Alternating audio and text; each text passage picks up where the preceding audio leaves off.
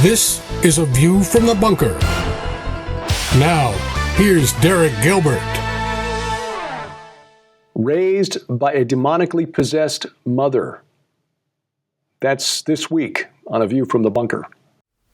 Who would have thought just a few years ago we'd find ourselves in a world where refusing an experimental medicine could keep you from traveling, going to the store, or even cost you your job? Actually, we did. My novel, The God Conspiracy, was published last year when it suddenly became much more relevant than it had been when I started writing it more than 15 years ago. And I drew on characters and ideas developed by Sharon a few years earlier for her novel, The Armageddon Strain. We'd like to make The God Conspiracy available to you as part of our special offer during the month of August. It's a fast-moving story of people, ordinary people, who find themselves in circumstances beyond their control, and the only ones who really understand what's going on are those who see that we wrestle not against flesh and blood. During the month of August, we'll send you The God Conspiracy and 12 hours of video teachings. Our 2 DVD sets, Unmasking the Ancient Gods and This Is War. 4 discs in all, 12 hours of video teachings. A retail value altogether of $120 for just $35 plus shipping and handling. This offer is only available during the month of August and only at our store. Available online at gilberthouse.org. Stories of demonic possession are frightening enough when it's about an adult who is possessed and suddenly no longer in control of one's own life. But consider the perspective of a child, a young child, raised in a home by a mother, essentially on her own, who's demonically possessed. How would that shape you? Welcome to A View from the Bunker. I'm Derek Gilbert. Joining us this week is a gentleman who's, that's his life story. And now in his mid-50s, he still deals with the stress from being raised by a mother who was demonically possessed. But he's accepted Jesus Christ, and now he's telling his story, hoping that this will be a help to others who are enduring demonic oppression and possession. He's authored two books about his life journey, Devil Take the Hindmost, Parts 1 and Part 2. And we welcome to the program for the first time, Michael Gagliardi. Michael, I've only had the opportunity to just dig into your book a little bit, just reading the introductory chapter, and it's clearly a lot to tell, and we're not going to get to all of it clearly in the course of this one program. But and I'll be honest, 25 years ago when I just started down this journey, I probably would have looked at your story and said, yeah, okay, here's somebody who's just trying to get attention. I was raised in very liturgical denominations where, forget about demons, we didn't even talk about the Holy Spirit. I mean, that was just not a thing. So, but since then, I've had the opportunity to meet and talk with people like, our mutual friend L.A. Marzulli, but, Tom Horn, the late Russ Dizdar, others who are in deliverance ministry, and even some renowned Bible scholars who acknowledge the existence of satanic ritual abuse and the entities that are behind it for me to discount this anymore. So when you reached out and pointed me to your book, I thought, okay, well, this is an opportunity to hopefully show some folks that they're not alone. Sharon went through some very public abuse on the internet, social media, after sharing some accounts of demonic oppression, not possession, but oppression. If that's the typical response of people in your world when you try to share a story like this, it's easy to understand why people are not willing to talk publicly about things like this. This is a terrifying enough story when it happens to an adult, but when you're a child who's the child of an adult who's being possessed like this, how did you cope for 12 years? Well, I'm still coping to this day. It has had such an impact on my life because it started around when I was 3 and it kind of ended when I was 18. And, now that I look back I have severe PTSD symptoms to this day. I mean, every night when I go to sleep, my face goes numb. I can't feel my lips. My hands go numb. I have to take a medication that puts me to sleep, because if I don't, the anxiety and trauma becomes so increased that I end up passing out. I mean, I've had so many trips to the hospital, so many ambulances coming over, and they just say, yeah, it's stress. It's stress. Well, I know that it's PTSD, but it's severe PTSD. And, it really didn't hit me until I was in my 20s, and it's kind of funny, because as I get older, it's morphed from depression, clinical depression, into now in my 50s. I'm 54 right now. It's morphed into, like I say, I have the nighttime, my face goes numb. I wake up with a numb face, and numb lips, sometimes so bad I can't even talk right. It takes a while for it to go away.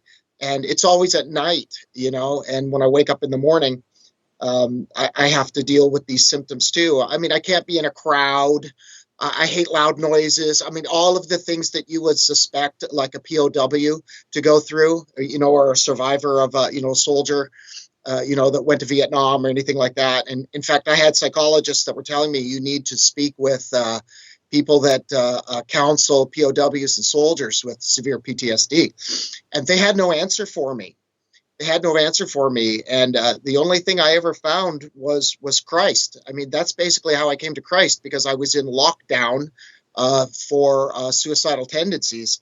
I wanted to end my life, because that's what I began to figure out, what had happened to me. And as a child, it was really weird, because you'd think that, your question was, how did I cope with it as a child? But I don't really know how I coped with it. I was an overachiever. I mean, I got A's in everything, A pluses and everything, was the captain of every team. I was a classic overachiever, and I had no parents to show my report cards to. And I spent as much time outside. I mean, nature and fishing and being outside was my main source of therapy. And when I came home, I dealt with the situations, but, children have a way of coping with things that their mechanisms are incredible. They have a will to survive. And I was able to shut it off, I guess. I'm really not, God didn't allow me to really see really what was going on. It was a sense of protection there. Kind of a veil in front of a veil in front of a veil, so to speak, as we know in the spiritual realm. But, when I became an adult, that's kind of when it all started to fall apart and dissipate. And I know that the Lord wanted me to deal with this, because, God uses everything for his good, no matter how wicked what the enemy, wants to use for evil. God's going to use it for good. And even in my 20s, and I didn't even know who Christ was, I would point my finger to the heavens and say, I'm not going to be your poster boy for any of this. But, as I got older and older, God kind of tightened the constraints around me, Well, let's lay the foundation for people who don't Sure. know your backstory. You say this began when you were about 3 years old. So Yes. you probably, this is, you don't remember a time before when your mother was not under this sort of demonic control. What was it? What was a typical day like? I mean, I guess, how do we know that your mother was demonically possessed and not just psychologically disturbed? Yeah, well, it went in stages, and I have an older sibling who's 7 years older than me, and she kind of backfilled me on some of the information while I was, before I was born, and the story unfolds from my view is that when I was 3 years old, the first evidence that happened to me, which traumatized me, was that, I'm an Italian kid, and, we have this lunch special as children called pasta fagioli, it's like star soup for American children, with a little dollop of ricotta in it. And usually my mother would call me to the table, and it would already be there. I would come sit at the table and eat my star soup and go back and watch Sesame Street. But one afternoon, she called me to the table. I sat down in my chair, and she came up behind me and she poured all the hot scalding soup down my shoulder, all down my shoulder, emptied the whole thing on my shoulder. I was screaming bloody murder. She was unaffected by what I was going through. She casually picked up the phone, made a call, the taxi came, we got in the car, we went to the doctors. She never said a word to me, she never comforted me. We went to the doctors, they treated me. I remember getting bandages all on my shoulder. Never said a word to me, never kissed me, and we went home.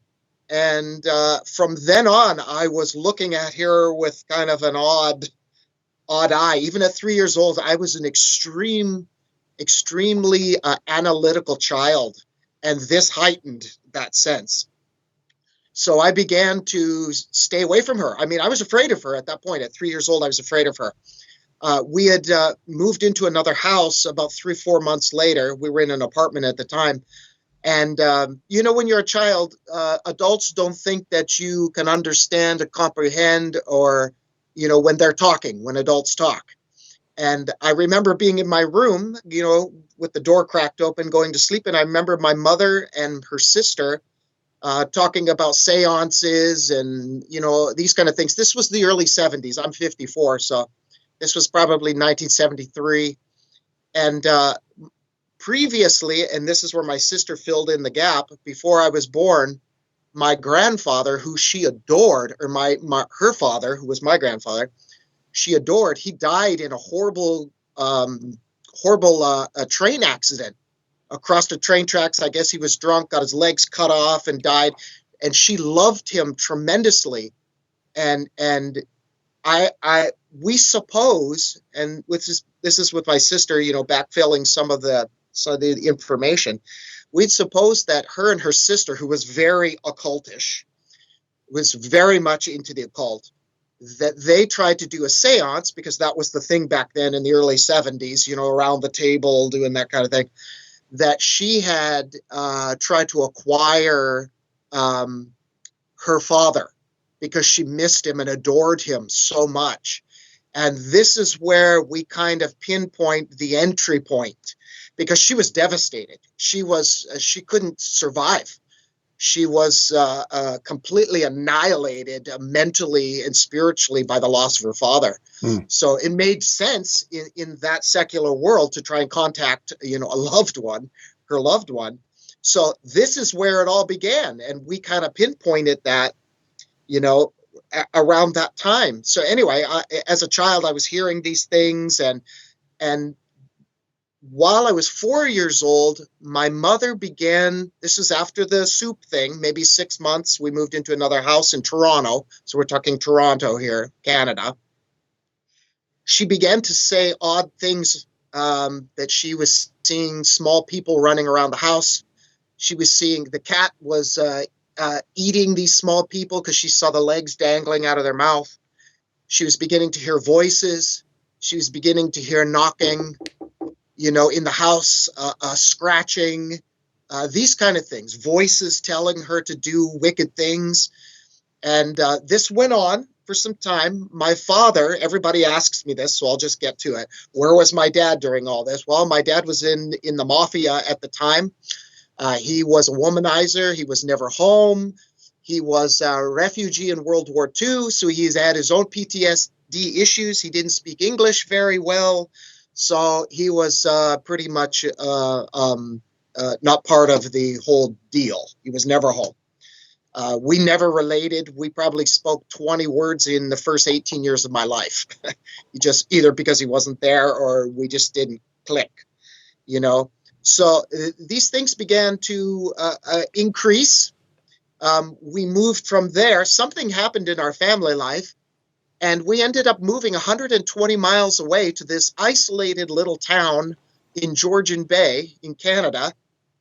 But my dad still drove 120 miles back to where we just moved from to go to work. So some dynamic in the family happened, and I believe, and I'm going to speculate on this, that this was there was some sort of swinging or something going on, because I was at a small age subject to very sexual activity. I think maybe that could have been abused, and I remember certain things that were not right as a small child. You just can't pinpoint them. You're really not sure how they. But I was over sexualized at a very young age. And so when we moved up to this town, this small town, this is where things began to increase. By the time I was 5 years old, which was kindergarten when we moved up there, my mother began to disconnect from us. She began to talk to herself, frequently not answering our questions. If you would engage with her, she wasn't there. This seemed to be, we all took it as some sort of mental illness, and, kind of said, she's crazy. My dad was never there, and when he did talk to her, he just, wanted nothing to do with it. He had a girlfriend on the side, but every year it began to increase.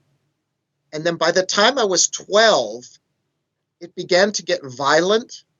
She began to, she was never known as a swearing and cursing woman. She was very quiet when I was younger, very quiet. But now she became very verbal, a lot of blasphemies, a lot of swearing, a lot of, sacrilegious type of talk out of nowhere, just sitting in her chair, cursed be, Jesus, and stuff like this. And at that point, I was in school one day, and some men came to the door in my classroom. They opened up the door. They called my teacher over. They talked. There was a policeman there, and they called me over. And I had to go. My neighbor was standing there, and his name was Jerry. And he said, come with me. And we went in his car, and he said, Michael, there's been an accident. And I said, what's happened? She said, well, your mother tried to kill your sister. So I get home, and then I get the story from my mother, because there were witnesses outside. Apparently, she had run at her from the kitchen with a big, huge butcher knife. And she was told by these voices to kill her because she was a witch. But that morning, I had left the doors open because it was a nice day near the end of the school year. And in Canada, everybody leaves their doors open. If it's 60 degrees, that's like summer weather. So I happened to leave all the doors open because you have a mud room. So you got all these doors you have to go through. And my sister said, if you hadn't left all those doors open, she was right behind me, and she would have killed me. So she was chasing her around the car, and all the neighbors came out and called the police. Anyway, subsequently, they came. They took her in a straitjacket and took her to a mental institution that was nearby, about half an hour away. So we're like, okay, it wasn't uncharacteristic to see this kind of activity because she was doing really crazy things at that time. And then they told us, social services told us, she'll be back in 3 months. So she attempts murder, and it's being witnessed by my neighbors, and they said she'll be back. So 3 months later, she returns to the house. My sister now, who is 18 years old, says, I'm out of here. And prior to all of this, even though my sister lived with us, I never saw her because she lived in her room with a big padlock on the door. She'd come out, get food, go back in, lock the door. Because my mother would come and rattle our doors at nighttime and try to get into our room. And this had already started years previous, maybe when I was 7 years old, 8 years old. So I grew up with my dresser, which was, I think, 4 or 5 dressers. I filled them all with bricks and pushed them against the door every night, and then slept with a hockey stick in the same fetal position every night for like 8 years till I left holes in my mattress where my knee, where the points of pressure were, my knee, my hip, my elbow, and my ankle. So this is how I grew up. And at that time, my sister said, I've had enough. I'm going to live with my grandmother. I'm 18 years old. I can leave. So she leaves. So now there's just me. My father's working Monday through, Friday or Saturday. He comes up on the weekend for a couple of hours, takes care of business, and goes back down again. So there's just me and my mother here. And after that incident, it escalated that now she was beginning to sit in a chair from dusk till dawn, from dawn to dusk. Or no, the other way around. She would go there in the morning, and then when the sun was going down, she'd be sitting in this chair. Now she began to speak to herself all day in different languages and having conversations in different voices. And this started gradual. It went from one voice to two voices to three voices to so many voices that I couldn't keep up, and I couldn't understand anything because they were foreign languages. Every once in a while, I'd hear a word that resembled English, but once again, at this point, I've grown up in it like a frog in water, so it's not startling to me, but I was beginning to break down as a child.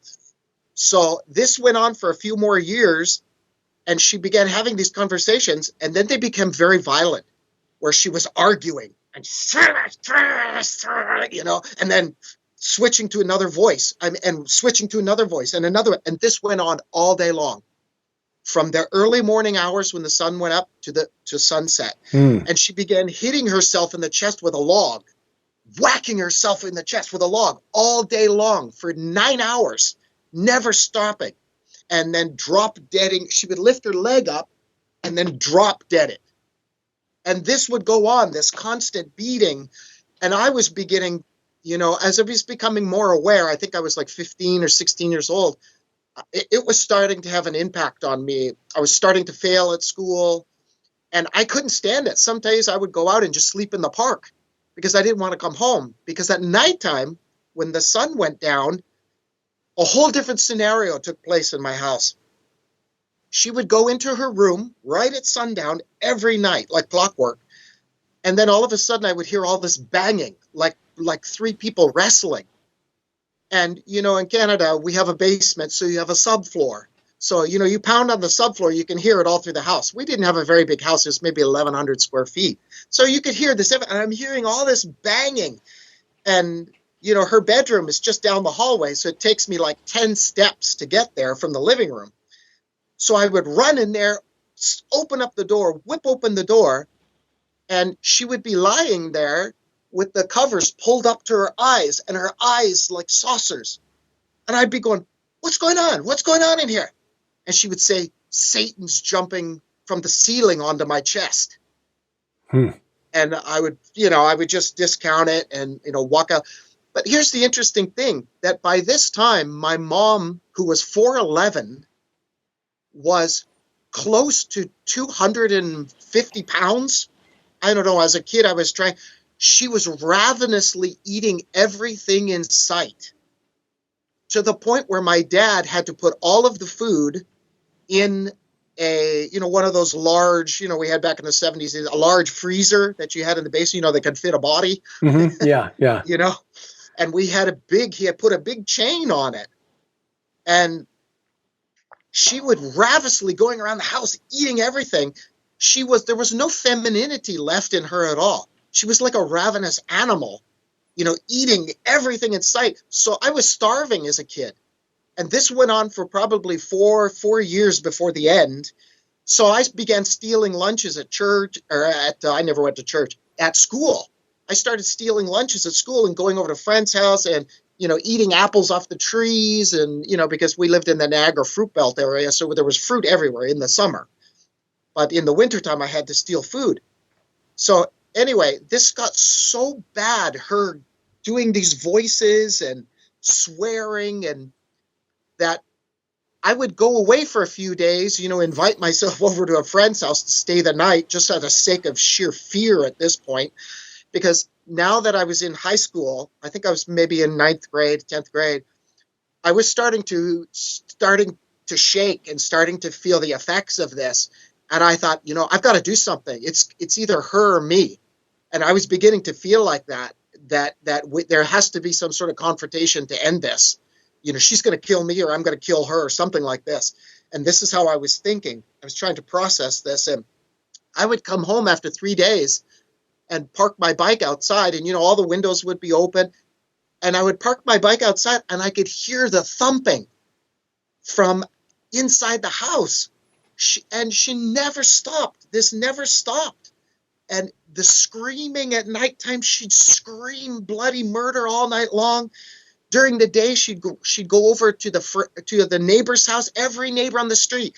She'd knock on their doors. They'd answer the door, and then in a raspy man's voice, she'd go, "I don't accept you. I'm going to cut your head off." And these are the things she would say. And of course, the cops would come over, and they did this constantly.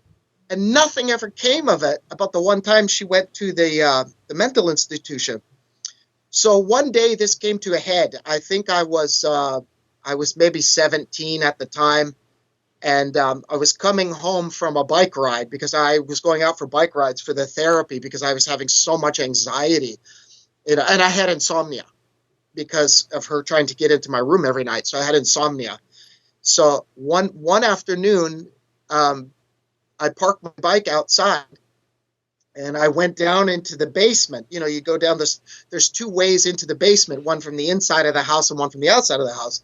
So I come downstairs and I see my mother there. Now, remember this, let me give you a picture of her at this very point. She's 4'11". She weighs probably 250 pounds. That's my estimation at, 17 years old, whatever, however. But she was obese. She was obese. Her hair was all outgrown and in her eyes. All of her teeth were broken. Her molars, every tooth she had in her mouth was broken. She never complained about it. But I would walk across the room and she would wave her tongue at me and go, like this. And her side of her tongue was all like ripped open and then healed and ripped open. And it was all serrated like a knife because all her teeth were broken. She was biting her tongue or something. I don't know. So her hair's all in her face. And the only thing I could say when I saw her, she had a hacksaw and she was trying to hacksaw the chain off. And I just yelled out, "Hey!" She flips her head around this and looks at me and snarls at me like an animal. Her hair's all in her face and she has this raspy man's voice. Scared the daylights out of me. Her eyes are just black balls. And she goes, like this at me. And I just looked at her and I was freaked out. She threw down the hacksaw and ran upstairs. Now, at this time, I'm 6 feet tall and I weigh like 126 pounds because I have anorexia bulimia. This is one of the ways I'm dealing with the stress, and I'm super thin, but I'm lightweight and she beat me up the stairs. This 4'11", 250-pound woman beat me up the stairs because I chased her up the stairs. Because at that point I was shaking. See, I'm shaking right now just telling the story, which I do every time because it's a trigger. I chase her up the stairs because this is it. I can't take this anymore, And she beats me to her room. She slams the door, and I'm right there, right after she slams the door. And then I see the door bow outward, and it's bowed like this. She's pressing herself against the door and holding the handle. And I try to open the door, and I can't open the handle. I'm a virile 17-year-old kid, and I can't open the door. She's holding it with such power. I can't even budge it. And I can hear her snarling and growling behind the door. And I'm right at that time, I'm shaking. And I'm like, but I'm so drawn to this. I can't explain to you what the feeling was, but I was drawn to it. I wanted this over. I wanted this conflict over, and so I'm just standing there waiting, and I wait for maybe, I don't know, it seemed a lifetime, but maybe 5 minutes, and I see the bow of the door go out, and I saw the handle relax. So I kind of wring my hands together, like in a cartoon before you do something, and I'm about to open the door. And I grab the door and I open it up really quick. And she's standing there. Her eyes are just black holes, and we meet. I'm 2.5 feet away from her, and the left side of her head has got a big bulge in it about this big, and it's bulging from this side to her temple. So her face is disformed. I forget what the word is. It's like some sort of deforming. It's deforming. Yeah. Yeah, it's dysmorphia. She's having dysmorphia over her left eyebrow into her temple. And I'm talking the size of a golf ball. It's bulged out to here and then it bulges over to the side. Much like how you would squeeze a balloon and one side bulges out and the other side is, left flat. It was exactly like that. And she's looking at me and she's snarling at me and she lunges at me. And I take off down the hall. I run outside. I ran outside, go down the driveway, and then all I hear is slam from her bedroom door. And we've got a huge pane of window pane in our front, and this thing goes back and forth like this, boom, boom, boom, boom. And I can hear, because the vacuum, there's a vacuum impulse, from closing the door. And the whole house is shaking. I can hear, I'm on the driveway, and I can hear all the windows clapping back and forth. So I'm standing on the driveway and I've got my hands on my knees and I'm going, and I'm trying to say a word. And I'm trying to gather myself because I just don't believe what I just saw. And I'm trying to gather myself because I'm in a state of frantic panic. And I cannot say a word. I can't say a word. And I'm trying so hard to vocalize something and it won't come out. So I thought to myself, oh, my dad's in town, because it happened to be a Saturday afternoon, and that was the one short window my dad was in town. So luckily, our phone happened to be right inside the door, outside the mudroom in the living room, right close to the door there. So I open the door carefully, and I bring the phone out, and it has a long cord on it. And I'm trying to, of course, it's a dial phone because this is, the early 80s. And I'm trying to dial the phone, and I can't get my finger in the hole to dial the phone, because I know where he is. He's at his girlfriend's house, and I know who his girlfriend is, and I know her phone number. So I'm trying to put my finger in the dial. It takes me like 20 minutes to dial the phone number because I can't get my finger in the hole. And once I do, I'd get 5 numbers and then a number wrong or not enough all the way around. It was so frustrating. So finally it happens, and she answers the phone, and I'm like, and she recognizes my voice, and I hear her screaming, Emmanuel, which is my dad's name, Emanuele, in the Italian, Emmanuel. And he comes to the phone, he goes, what's going on? And I can't say anything. I'm still shuddering. And he says, okay, I'm coming over. So I hang up the phone, and within a minute, because he's a minute away, he comes into the driveway and he goes, what's going on? I'm just like, I'm trying to say mom, but I can't say anything. So anyway, he begins to walk into the house and I'm right behind him. And he opens that door to the mudroom, the same door where the telephone was, but now it's outside. He opens the door and there she is standing there with the same face. She grabs him. My dad's 5'8". Back then he was 5'8", probably 170 pounds. She grabs him and throws him down and begins scratching and gnarling at his face while she's in this voice. And I'm freaking out. My dad's freaking out. He's being pummeled. He's got scratches all over his face and his chest. He manages to break free after a minute or two, and he runs outside. And now he's shuddering in the driveway going, because he knows that's not the wife that he married years ago. This shook him so greatly. I'd never seen my dad get angry or I saw him get angry, but I never seen him cry or have any sort of emotions other than being a tough Italian kid. I'd never seen any emotion. He was in the driveway shuddering, almost in tears. And I still couldn't talk. So the phone's outside. He grabs the phone. He calls the police. The police immediately call the mental institution. And they all show up. My mother's window, they go in the house. My mother's window is right there at the driveway, so I can hear them talking. And this is like every other time that the police came to my house.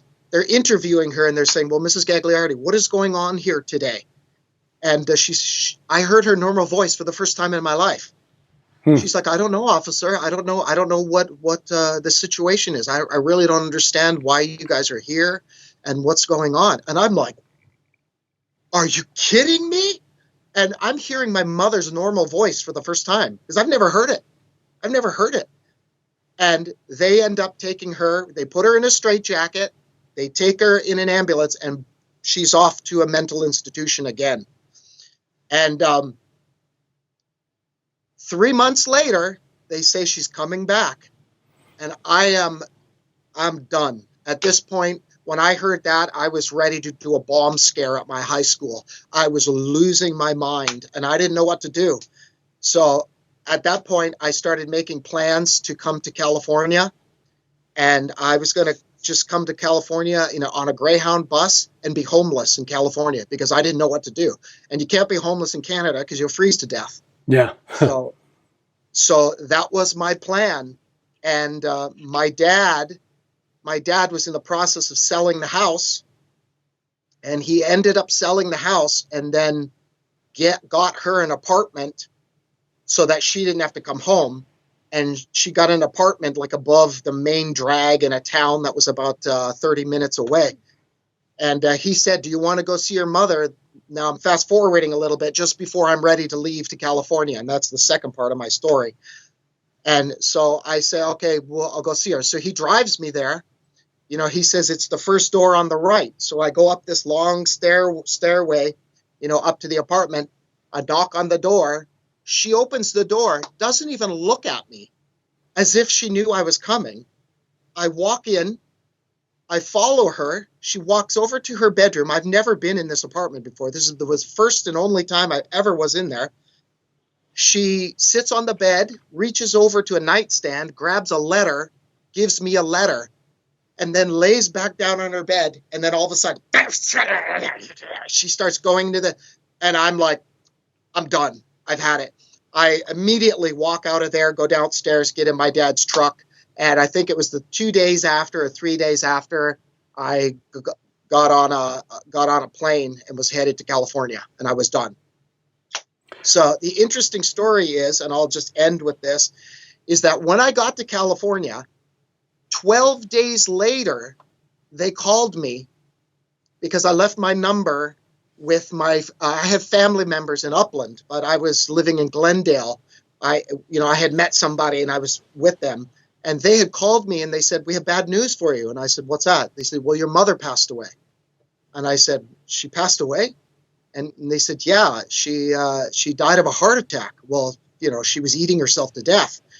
And I said, "Well, what day did that happen on?" And they said, "Well, it took 7 or 8 days before they found her because she was decomposing, and the other tenants smelled it. So they went and knocked on her door, broke down the door, and found her." They said the coroner said she died on this day. That was the day that I left for California. And it's like, it's all done. It's like the demons finished what they had to do. Because I'll tell you, Derek, now that I've become a Christian, I know for sure, because I've studied it now for the last 30 years, that I was the target. I was the target. Quite often, God tells Satan his plans. I'm going to take the Jews over here. You got 400 years. He's going to populate the land with Nephilim and Rephaim. And he often tells them the plans. Job is a great example of that, And he knew that I was going to be a Christian because none of my family is Christian. No one. But the woman that I met in California, I was the first one in the family to be a Christian. And from her, my wife became a Christian, her mother, her sister, her husband, boom, boom, boom, boom, boom, boom, boom, all these people. I was the spiritual catalyst as God used it for the whole family. So, and once I got into my 30s, my 20s and early 30s, I began to research what is wrong with me. And then I started to recall everything, and then I began to study every demonic exorcism transcript, everything that's legit, because you got to weed out, 98% of them to get to the truth. And then I realized all of the characteristics she had, everything I saw, everything she said. I mean, she spoke in all these languages, and it is no wonder to this day I taught myself 6 languages because I wanted to know what she was saying, and I couldn't. When you're a child, you hear your mother tongue. And that's how you learn your mother tongue. When I was growing up, I heard many mother tongues. And that's what made me want to learn language. And I picked up on languages, 6 different languages, just like that, because I was so used to hearing that. It's like, oh my gosh, I've heard that before. And then I realized, now I know where I heard it from.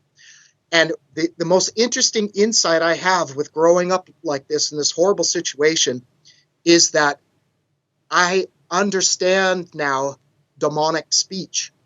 I understand there's a vernacular, there's, I'm not going to say dialect because there's no dialect, but they speak in terms of their characteristics and their identity.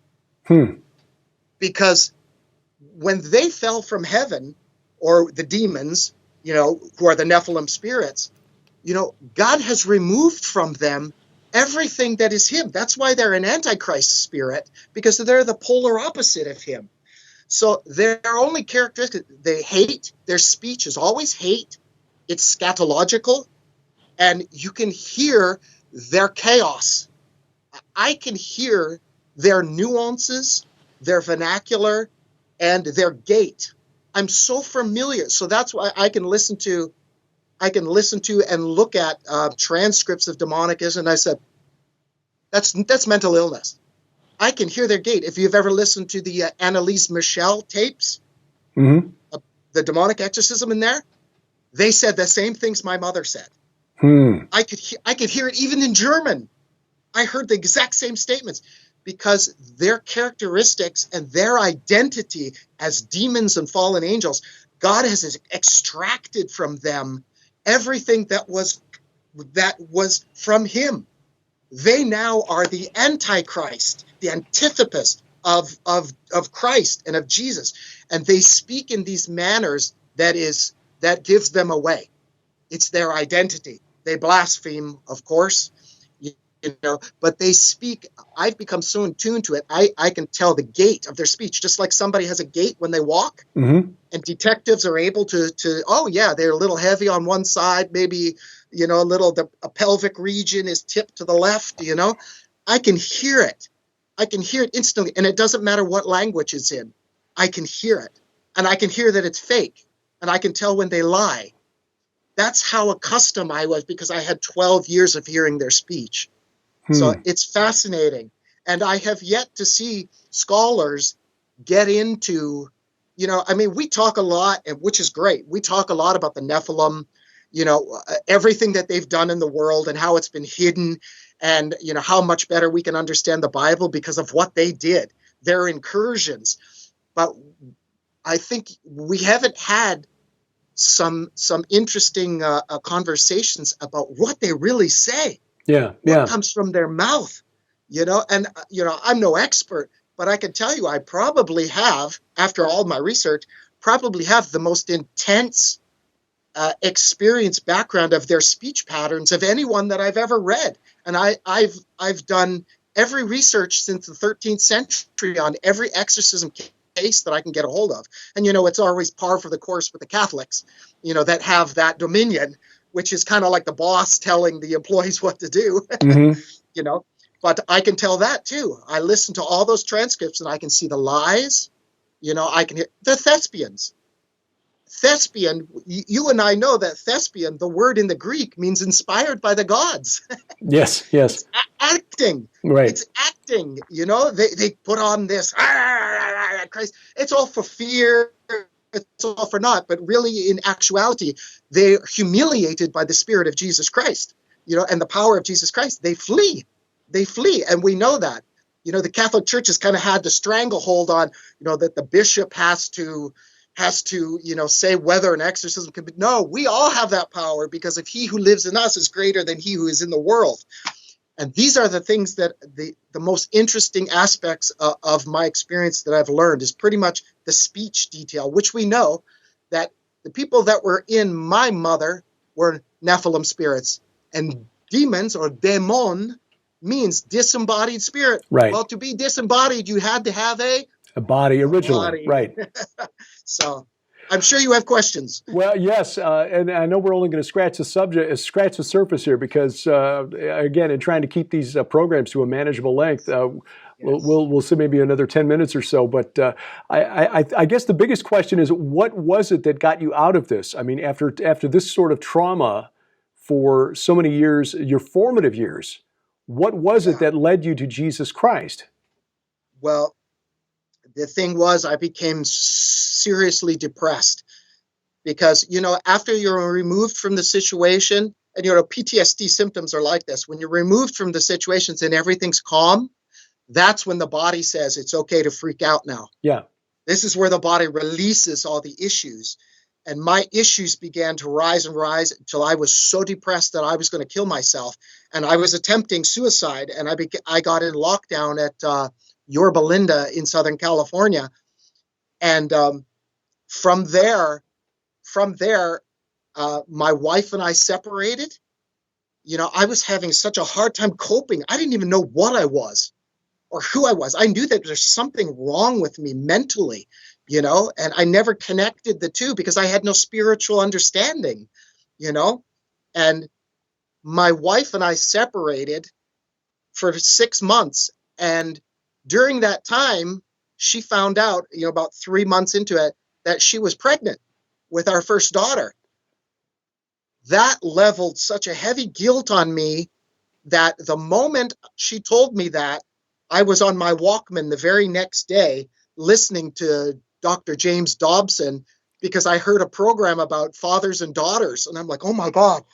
And this spirit began to pressure me that I've made a mess of my life. What do I do? I mean, it's the classic, you get put in a corner and you choose this day where, whom you will serve. Right. So it came to a climax. I was going to see my wife, going to see her because I felt so guilty about the situation. And I didn't want our daughter to grow up without a father and a mother. And I was it was the heaviest weight I ever bore in my life. So I'm on Ventura Boulevard and I'm going down past Taft High School, and I begin to cry. And I said to myself, because I never knew who Jesus was, and I said, God, whoever you are, I've made a mess of my life. Forgive me of the sin that I've created. I'm creating a mess here, and please come to me. Please forgive me for what I've done, and please. And I cried in front of a bus of about 40 or 50 people, and they were all looking at me like I was on, crack or something. And I didn't care because my life was falling apart.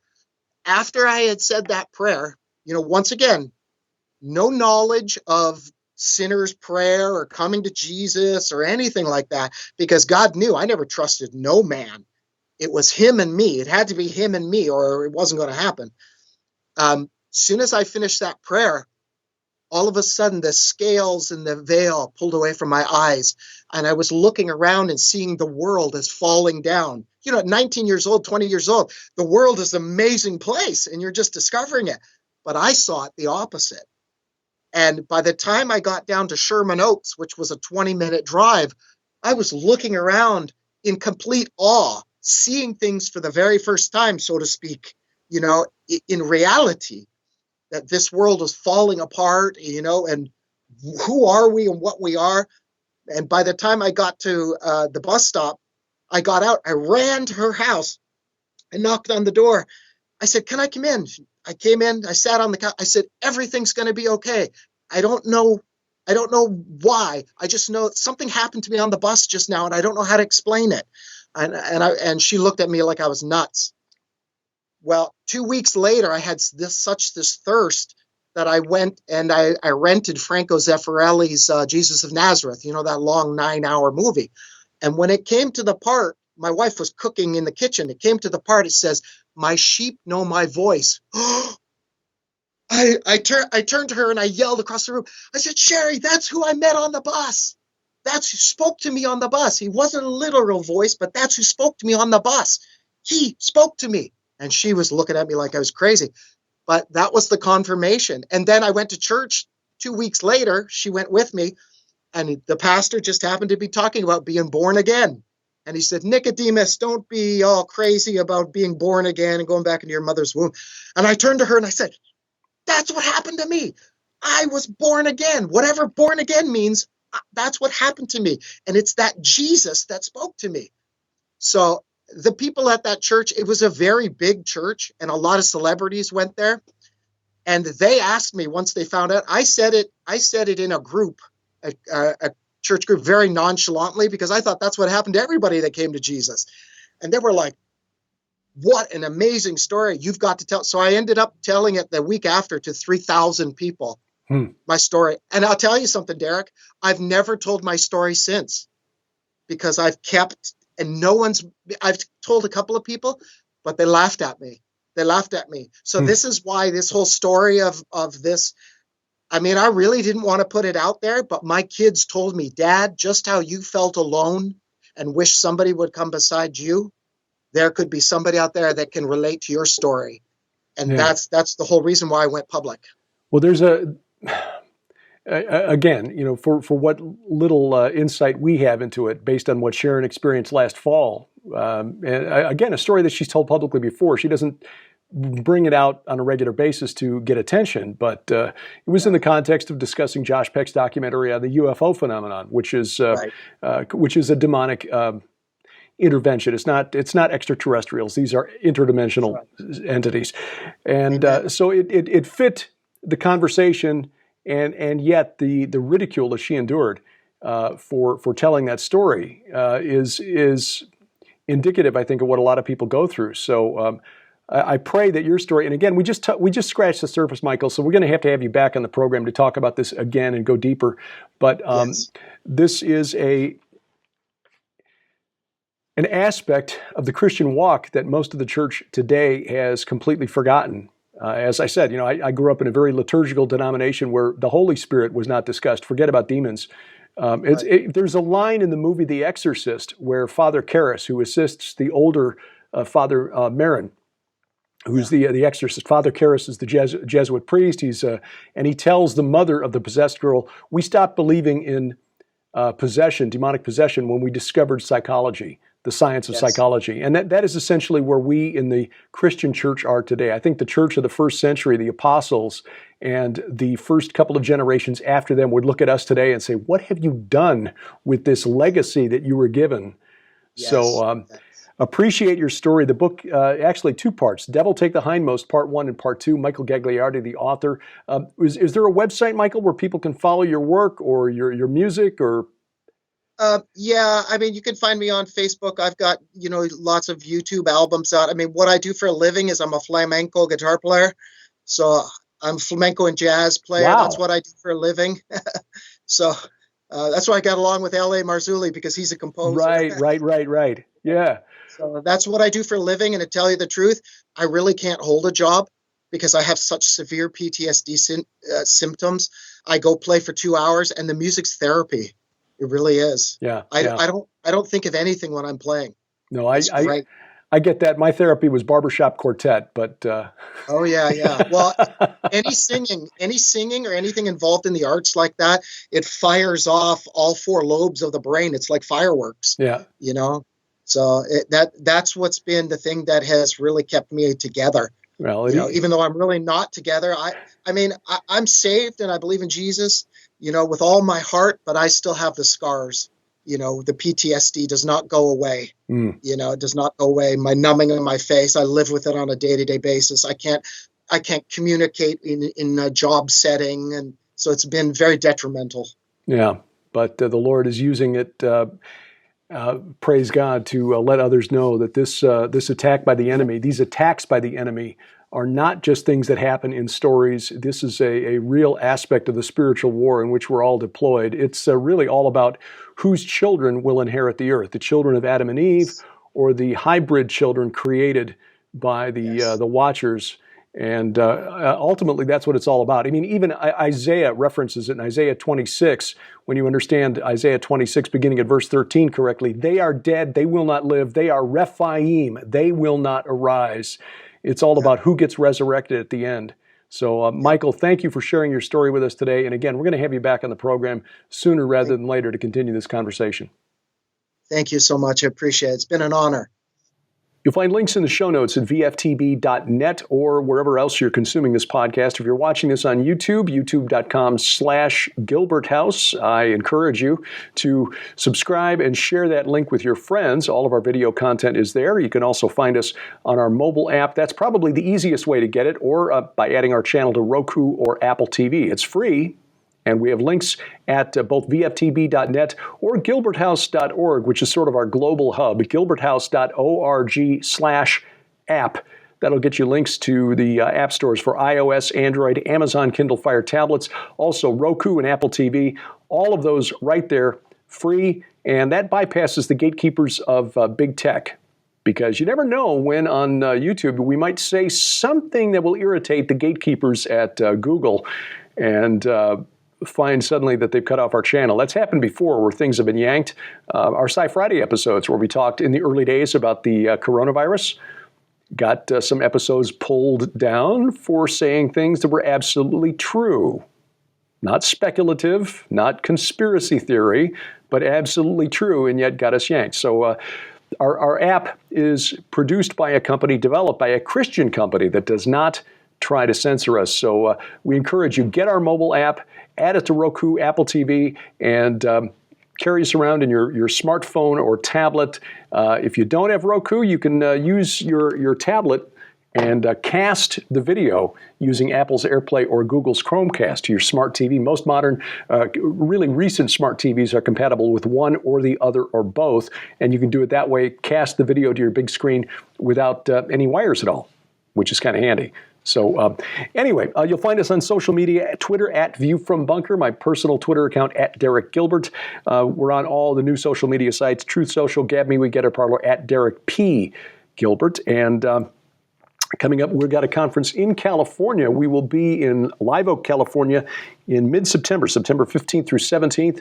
I'll be there with L.A. Marzulli, Timothy Alberino, and Pastor Dave Bryan of Church of Glad Tidings. That's hosting the conference, Pastor Bryan hosting the conference, and you can find out more at their website, churchofgladtidings.com. If you're in the area, then we hope we see you there. We will be in Israel next year, and as we we will take you to sites that most other tours will not, archaeological sites that are really important in the long supernatural war in which we're all deployed. Mount Hermon, of course, Caesarea Philippi, the Grotto of Pan. We will also go to Gilgal Rephaim, which is not technically a biblical site, but at least we have the archaeological research to show that it was devoted to the cult of the dead. Prehistoric, probably goes back almost 6,000 years, that location, but it connects to the whole greater region of Bashan, which was essentially in the ancient world a giant necropolis. Why is that significant? Well, talk about that in the context of Isaiah 9 and Matthew 4, and why Jesus chose to leave Nazareth and set up at Capernaum. Why did he do that? Why did he get baptized by John where he was baptized? It's not down south by Jericho. I can tell you that right now. It was north of the Sea of Galilee, and there's a specific reason for it. Why did he ask Peter that question at Caesarea Philippi? Why was the transfiguration on Mount Hermon? All of that is significant, and we'll talk about that all through the tour as Sharon and I, along with our good friend Messianic Rabbi Zev Porat, and our colleagues from Skywatch TV, Allie Henson and Donna Howell, will be teaching and preaching all along the way. Encourage you to pray about joining us, and you can find out more information at our website, gilberthouse.org/travel, gilberthouse.org/travel. If you can leave us a review, that would be greatly appreciated, whether it's at Apple Podcasts, Google Podcasts, Amazon Music, iHeartRadio, Spreaker, Stitcher, Spotify, wherever fine podcasts are sold. And please remember that we've got a Facebook page, View from the Bunker. Give us a thumbs up there and discuss the issues that we raise on the weekly programs. Our announcer for the program is the inimitable D.C. Good. And A View from the Bunker is a production of Gilbert House Ministries and released under Creative Commons Attribution, Non-Commercial, No Derivatives 4.0 International License. We do this because we wrestle not against flesh and blood. I'm Derek Gilbert, and this is A View from the Bunker.